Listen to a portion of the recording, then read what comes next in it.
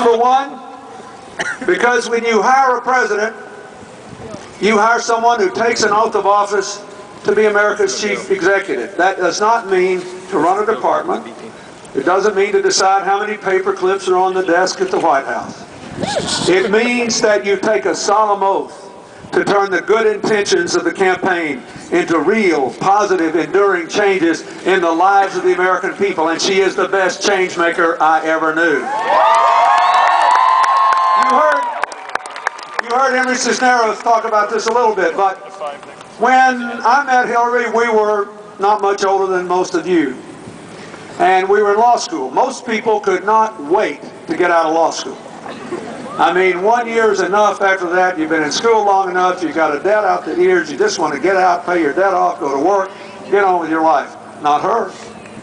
She spent another year in law school to work at the university hospital, to try to solve a problem that you couldn't believe today.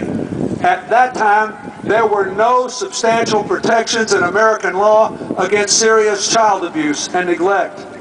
And she would come to dinner with me with tears in her eyes talking about kids with cigarette burns in their arms, kids that hadn't eaten in a week, because legislators all over America were afraid of interfering into family discipline decisions. They bent over backwards too far the other way. So she took another year of her life, and she and the people she was working with developed guidelines, and eventually those guidelines became the basis for sweeping changes, and every state in America protects our children from child abuse and neglect today. She is making changes in other people's lives. And when we got out of law school, it wasn't like it is now. More than half the law graduates are women today. Back then it was a rare deal for a woman to get a degree from a highly regarded law school. She could have written a ticket. She could have gone anywhere. She could have taken big bucks. She went to work for the Children's Defense Fund at a low salary.